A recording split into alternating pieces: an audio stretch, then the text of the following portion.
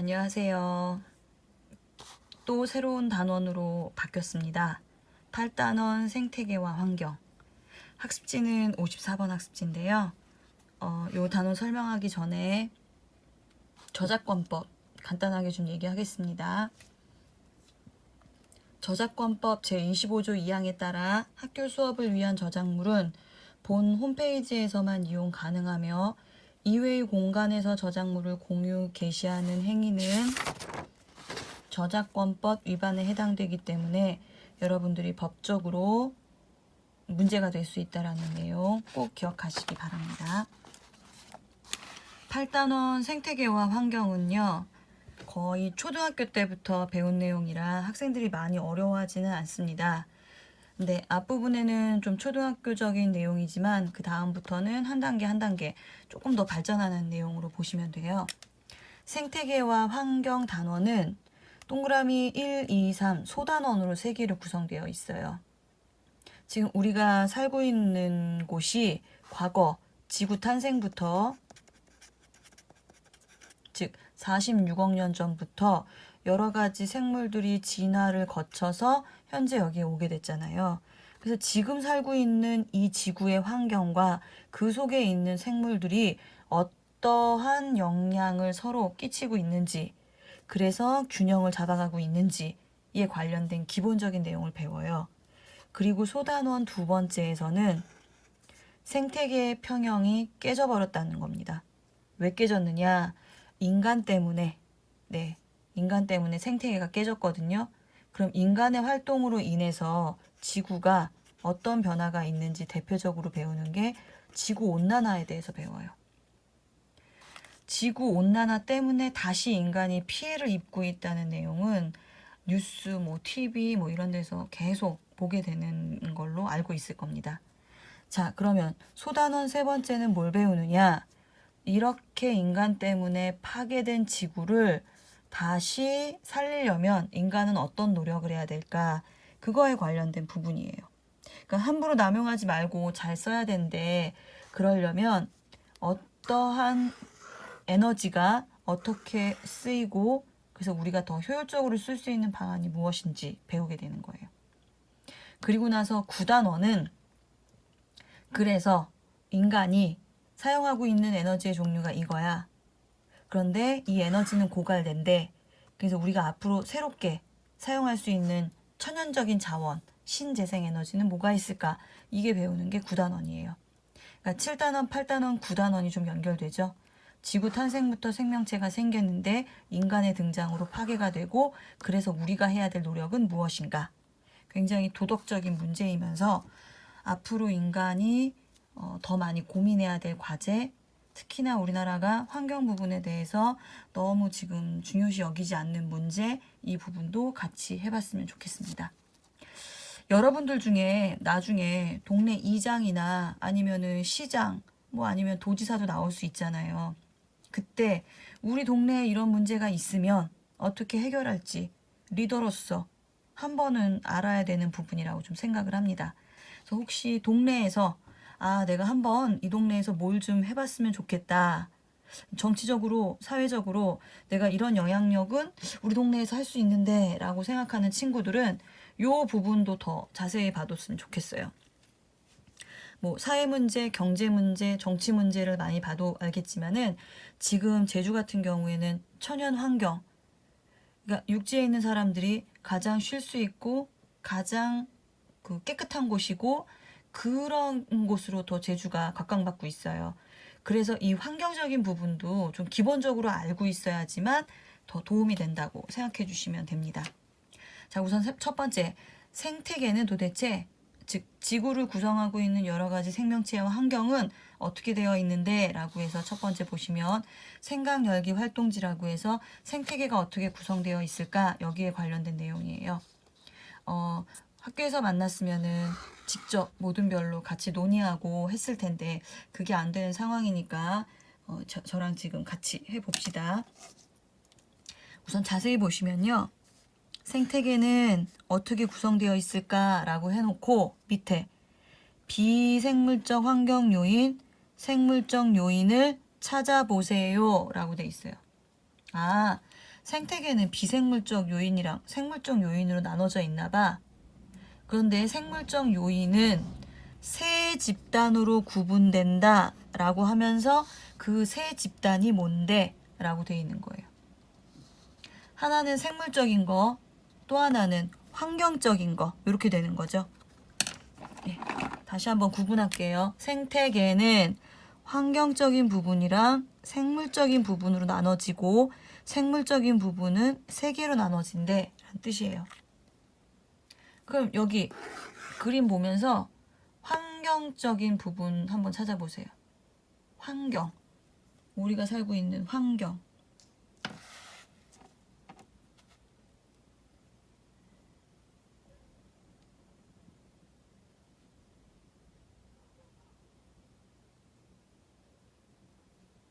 찾아보세요.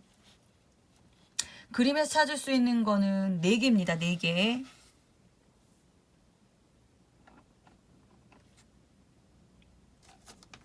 자, 우선 첫 번째. 제가 환경적인 부분은 보라색으로 표시할게요. 아이고, 보라색이 잘 안 보이네. 네, 지금 또 앞에 색연필도 없네요. 우선 첫 번째, 공기. 이 주변 환경이잖아요. 햇빛, 물, 여기 토양. 이렇게 4개예요. 자, 동그라미 쳐도 되고요. 여기에 정리해 써봐도 돼요. 공기, 햇빛, 물, 토양. 여기 원래 하나 온도가 더 있어요. 온도. 근데 뭐 온도는 햇빛과 공기와 뭐 물의 영향으로 같이 연결되는 거기 때문에 밑에 다시 한번 정리하고요. 요게 주변 환경이에요. 자, 그럼 나머지는 생물이에요. 이 생물 중에 광합성을 통해 스스로 영양분을 만든대요. 지 스스로 영양분을 만드는 애. 스스로 만드는 애. 두 번째, 다른 생물을 잡아먹는 애. 세 번째, 죽은 동물이나 식물의 사체나 배설물을 분해하는 애. 광합성을 통해 스스로 만드는 거. 제일 대표적인 거 누굽니까? 녹색 식물이라고 해서 풀, 나무 얘네들이죠. 찾아보세요. 누가 있나?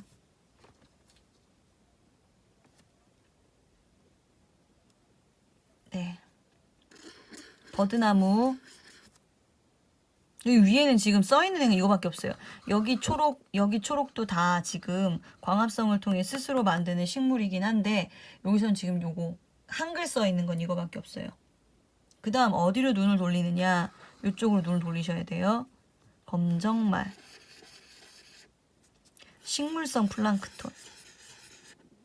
녹조류라고 하는 녹조 라떼 할 때 녹조류. 그거 생각하시면 돼요. 검정말, 수생식물 이런 거죠. 얘들도 광합성하고 얘들도 산소 만들어냅니다. 해당되는 생물은 얘 옆에다가 버드나무, 검정말, 식물성 플랑크톤 쓰시면 돼요. 그 다음 두 번째, 다른 애 잡아먹는데요. 지 스스로 물질을 만들어내지를 못해요.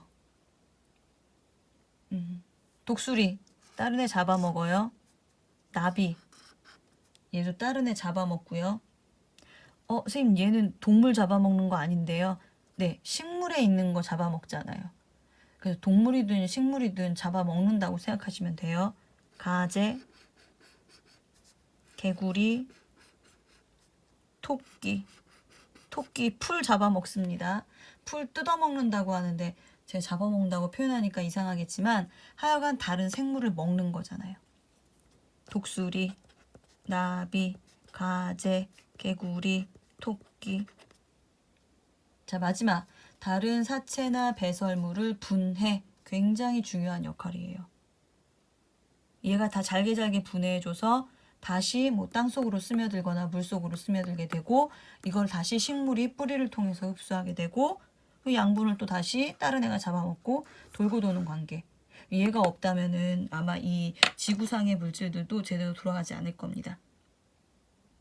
자, 그러면 얘는 어떤 애가 있느냐? 표시 안 한 애가 지금 있거든요. 잘 찾아보세요. 여기 버섯 여기 써 있어요. 그 다음 여기 세균, 버섯, 세균. 얘네들이 분해하는 애들이에요. 이게 지금 어느 동네의 모습이긴 한데 우리 학교에도 이런 생태계가 있는 거고요. 전 세계에 이런 생태계는 다 있는 거예요. 그래서 과학자들이 환경적인 부분과 생물적인 부분을 구분했고 생물적인 부분이 이렇게 세 개로 나눠지네 라는 겁니다. 여기에 해당되는 내용을 만약에 학교에서 친구들이랑 막 얘기하면서 모든별을 작성했으면은 여기 있는 내용이 완벽해지면 밑에 있는 내용은 굉장히 쉬워집니다. 자, 위에 해당되는 내용에 대한 이론 정리라고 하시면 돼요. 우선 1번, 일정한 공간에서 자연, 환경과 생물이 관계를 맺으면서 서로 영향을 주고받는 체계. 뭐겠어요? 생, 태, 계. 그래서 생태계를 구성하는 애는 환경적인 애와 생물적인 애로 되어 있어 라는 뜻인 거예요. 여기는 비생물적 요인, 여긴 생물적 요인이라고 쓰시면 돼요. 근데 이거를 여기 한 번 더 쓸 거예요. 그래서 그냥 이렇게만 표시하시고 여기다 한 번 더 쓸게요. 생태계를 구성하는 건 크게 두 가지로 되어 있대. 하나는 쓰세요. 생물적 요인. 또 하나는 비생물적 요인. 이렇게 두 개 나눈 거. 생물적 요인은 다시 1번, 2번, 3번 세 가지로 나뉘는데 요 단어는 이제 기억하셔야 됩니다. 아까 위에서 광합성을 통해 스스로 양분을 만들어내요. 스스로 만들어낸다는 게 핵심. 스스로. 어떤 애들이 있느냐? 식물성 플랑크톤이나 식물. 위에서는 버드나무, 뭐 검정말 이런 거였어요. 얘들을 일컫는 용어가 뭐냐면 써보세요. 생, 산, 자. 말 그대로 만들어내는 애들이라고요. 그 다음 두 번째, 잡아먹는다. 다른 생물을 섭취해서 이건 보통 일반적으로 동물 뭐라고 부르느냐? 소, 비, 자. 만들어내는 거 하나도 없고 쓰기만 하는 애들. 소, 비, 자. 그 다음 마지막, 다른 생물의 사체나 배설물을 분해해서 양분을 얻는 애들, 분해하는 애들. 버섯, 세균, 곰팡이. 버섯, 세균, 곰팡이. 버섯, 세균, 곰팡이. 외우세요. 버섯, 세균, 곰팡이. 얘들을 뭐라고 하느냐? 분해자. 생태계는 생산자, 소비자, 분해자로 되어 있고 그리고 주변을 둘러싸고 있는 환경으로 되어 있대요. 아까 여기서 얘기한 비생물적 요인이 다른 말로 뭐라고 한다? 환경. 네. 근데 용어는 생물적 요인, 비생물적 요인만 이렇게 돼 있어요. 근데 가끔 교과서에 비생물적 환경 요인이라고도 보통 얘기해요.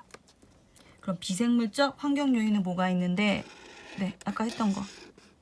물, 빛, 토양, 공기, 여기 하나 더 온도. 얘들의 정의는 생물이 살아가는 터전을 제공해주고 생태계를 유지하는 데 굉장히 중요한 역할을 한대요. 그런데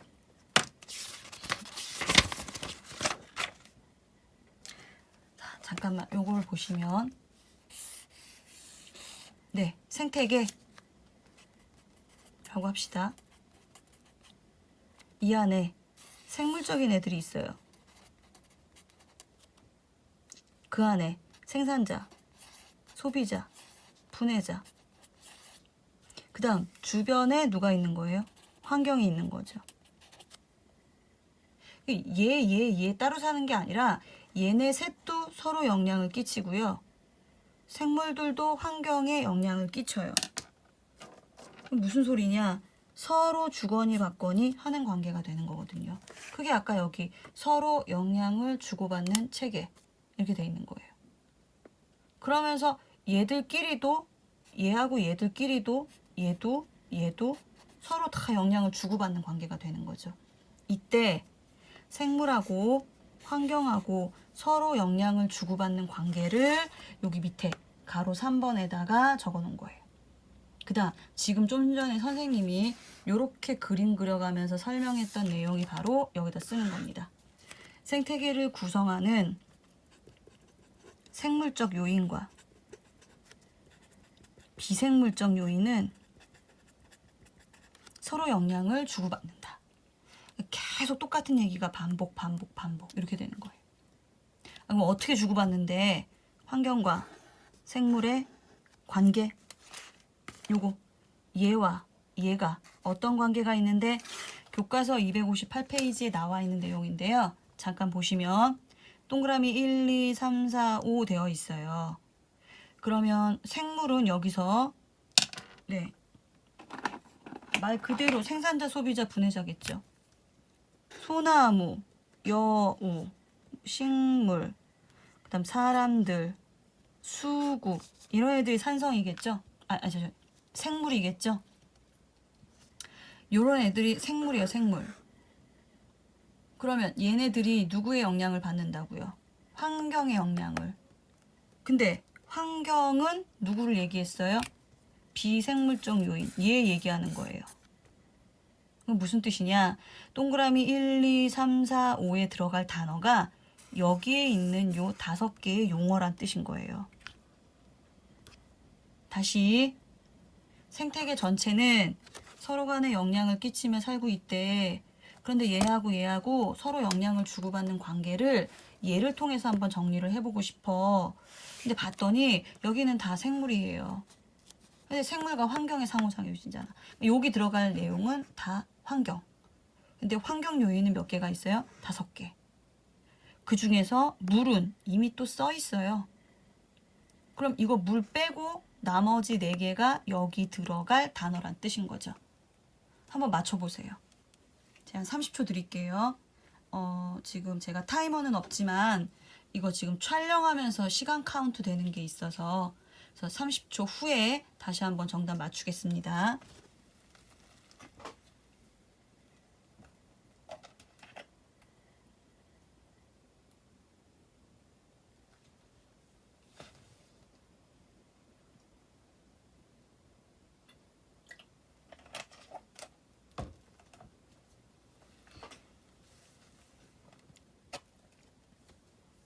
(5초) 남았어요.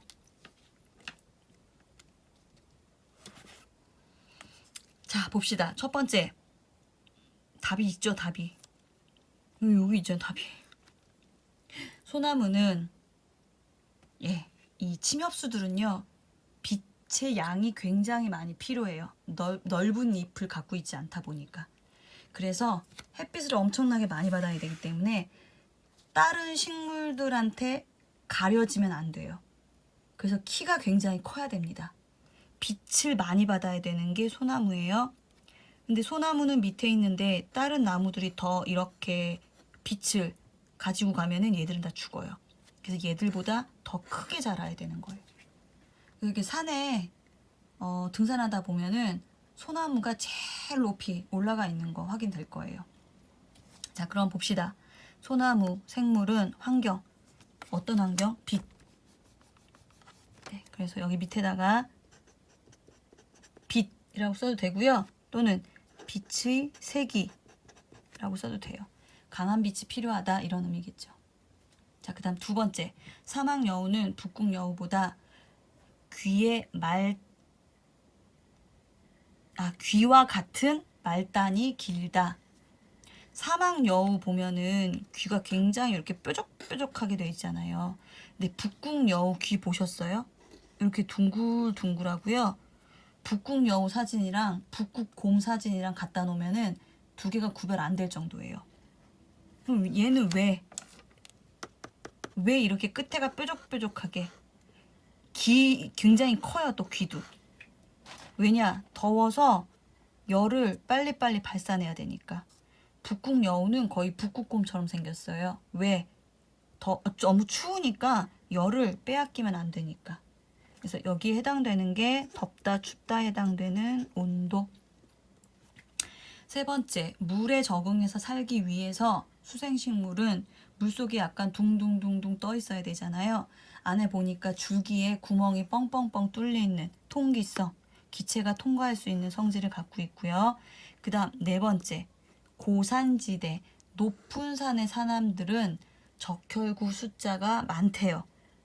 적혈구가 하는 일이 뭡니까? 산소 운반. 네.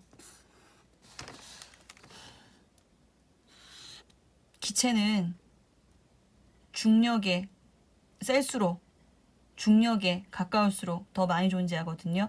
그래서 지표 20km 이내에 다 집중돼 있어요.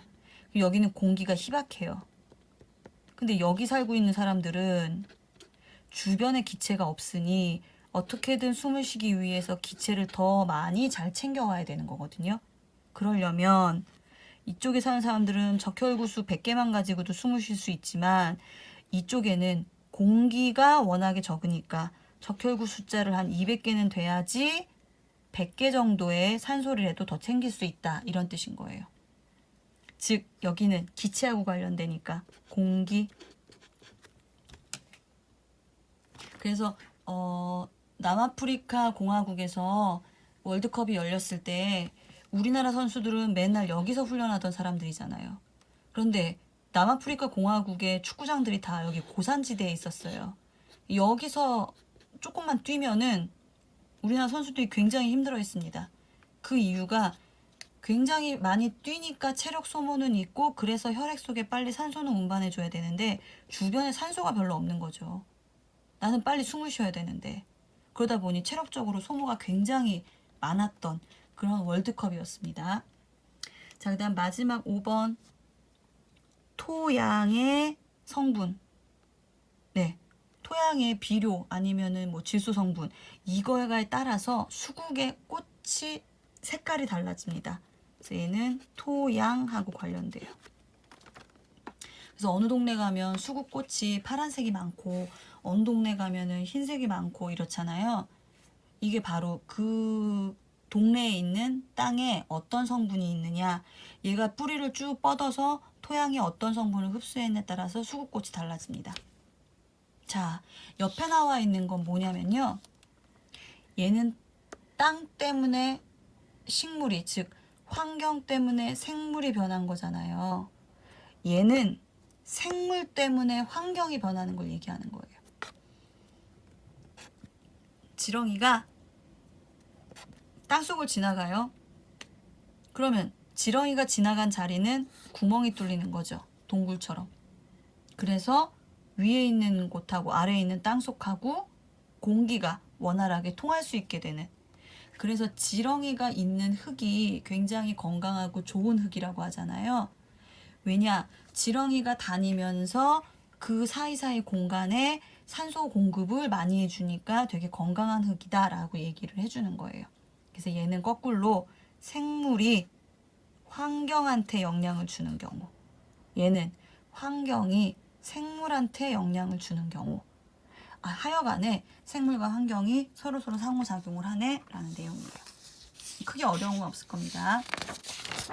자, 넘겨서 55번 학습지는 이런 생태계들이 기본적인 요소들이 잘 어우러져서 복잡한 생태계를 만들기도 하는데 거기에 관련된 단어들이 몇 개가 있어서 지금 알아보려고 해요. 요것도 초등학교 때부터 배운 거. 생강열기활동지라고 써있지만은 내용은 굉장히 쉬워요. 자, 얘는 메뚜기가 풀 먹어요. 개구리가 메뚜기 먹어요. 뱀이 개구리 먹어요. 근데 얘는 풀을 먹는 애들이 메뚜기만 존재하는 게 아니라 다른 애들도 존재해요. 메뚜기를 먹는 애들이 개구리만 있는 게 아니라 다른 애들도 존재해요. 이렇게 먹고 먹히는 관계가 단순한지 복잡한지에 따라서 나타내는 단어가 있습니다. 예, 복잡하면 그물이에요. 얘는 먹이, 사슬.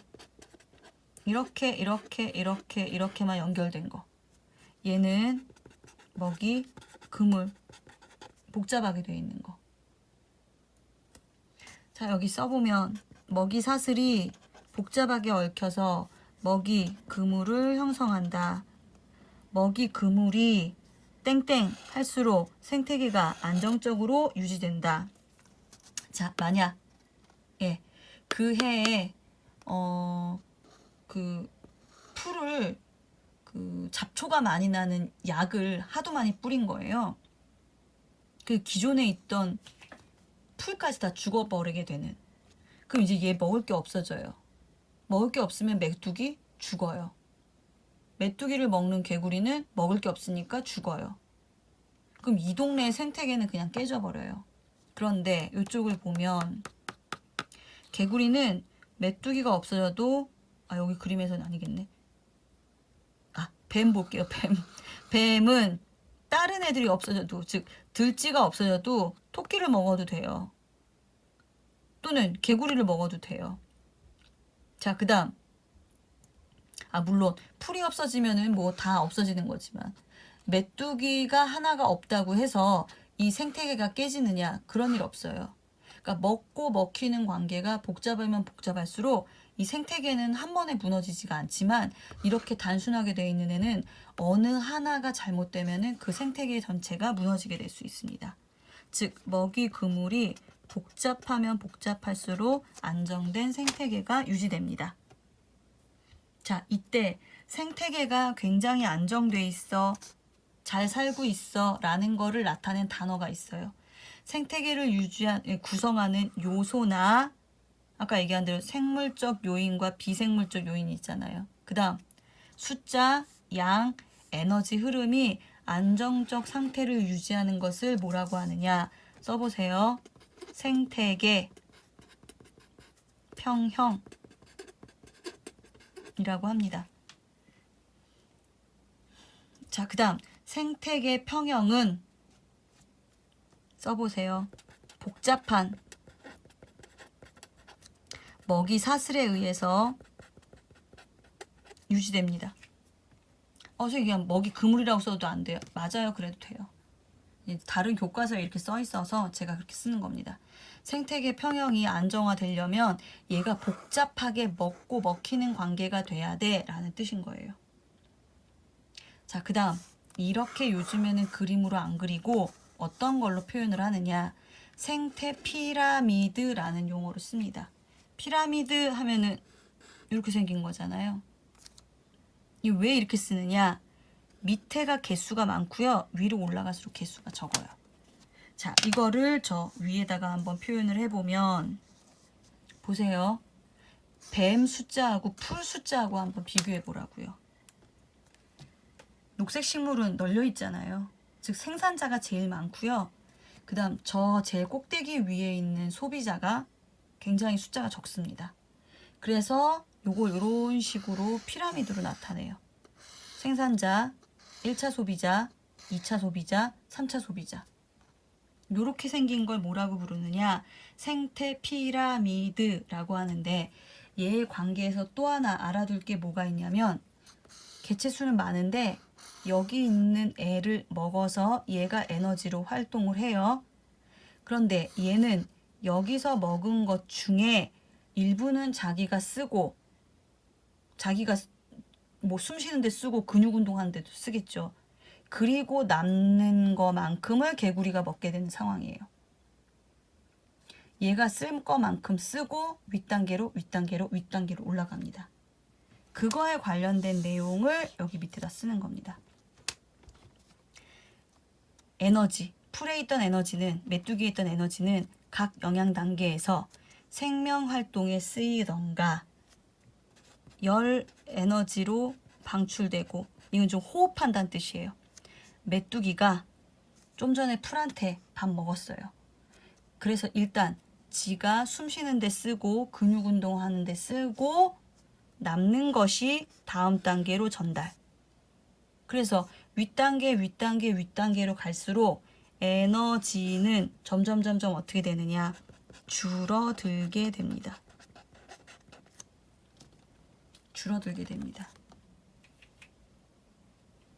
자, 그 다음 개체 수와 생물량도 마찬가지로 숫자, 풀이 더 많고 뱀이 적잖아요. 안정된 생태계일수록 윗단계로 가면 갈수록 감소하기 때문에 피라미드 형태를 나타냅니다.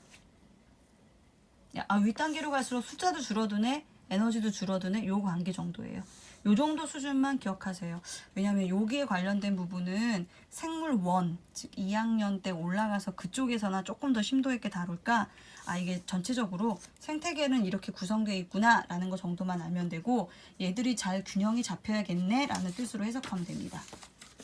자, 그리고 정말 중요한 거는 이쪽이에요.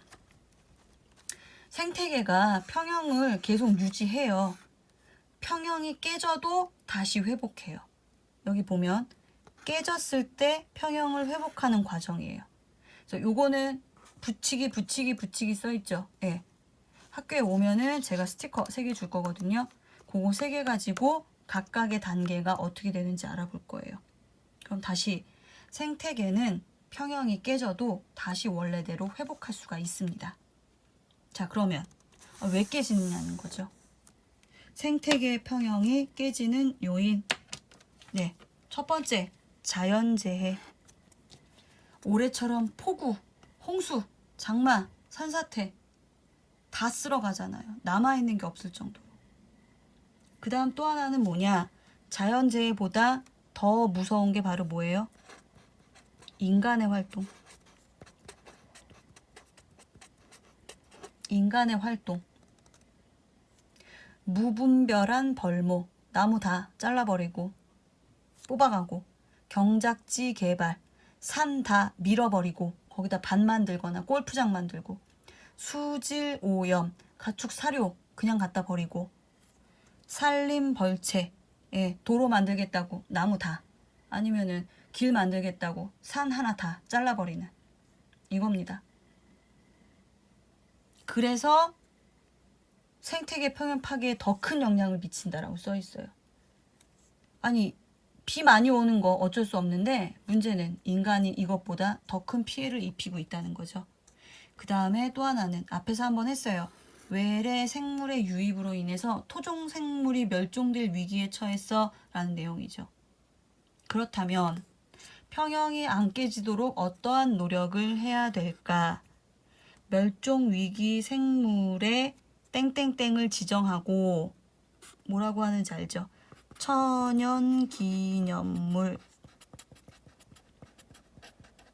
지정을 해서 만약에 이 동물을 잡거나 먹거나 할 경우에는 법적으로 조치를 취할 수 있는 것까지. 그 다음에 생태하천 복원사업. 육지뿐만 아니라 물속에 사는 애들도 살려야 돼 라고 하는데, 제주도 뉴스에는 허구한 나오는 게 강정 해군기지를 만들면서 그 밑에 있던 수많은 산호들이 지금 현재는 거의 다 회색으로 변해가고 있는 모습이 많이 보이거든요.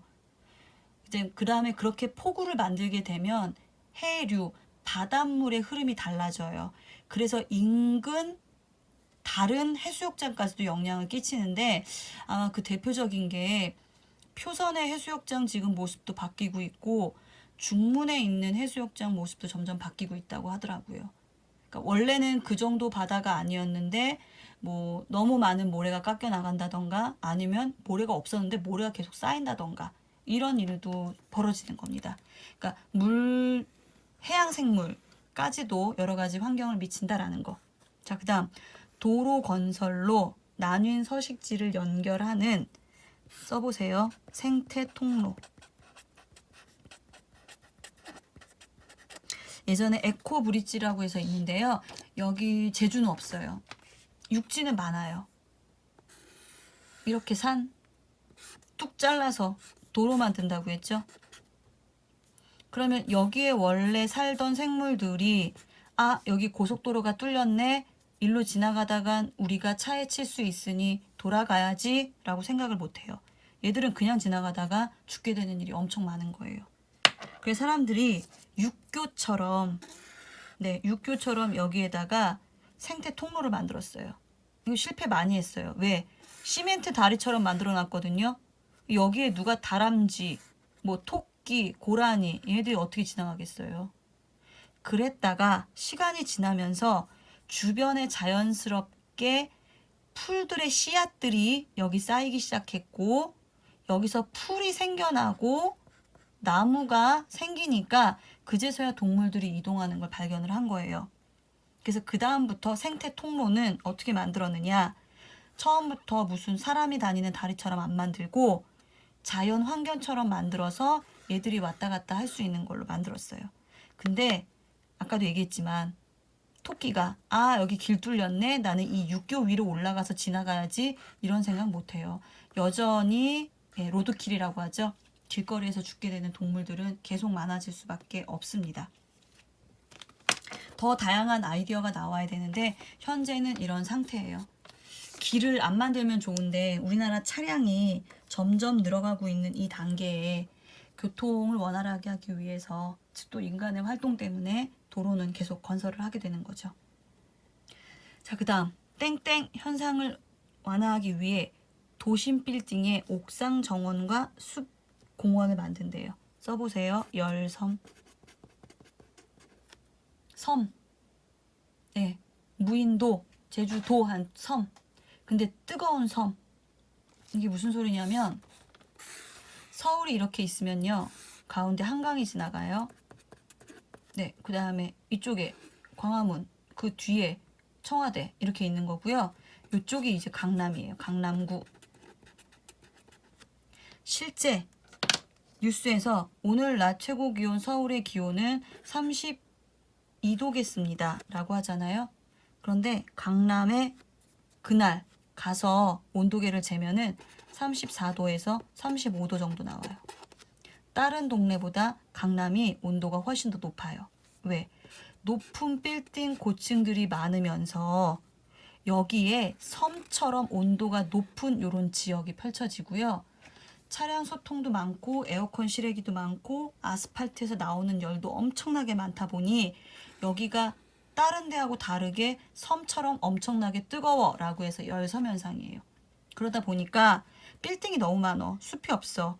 그래서 옥상에다가 숲을 좀 만들자 라고 하는 거죠. 그래도 여전히 아스팔트가 많은 곳은 더 뜨겁다 라고 생각하시면 됩니다. 그 다음은 무분별한 환경 개발을 막아야지만 된다라는 건데 저도 3년째 제주도에 있으면서 서귀포 바닷가 근처에 건물들이 너무 많이 생긴 거를 여러분들은 더 잘 느낄 거예요. 저도 느끼거든요. 3년밖에 안 살았는데도. 이 환경 개발이 먼저일지 그렇게 이쁜 카페를 만들어서 장사를 하는 게 먼저일지 이거는 각자 가치관의 판단이기 때문에 무엇이 옳다 그르다라는 거는 판단할 수는 없지만 생태계 보전을 해야지만 인간 또한 이 속에서 잘 살 수 있다라는 내용은 좀 알아두셨으면 좋겠습니다. 자, 고생 많으셨습니다.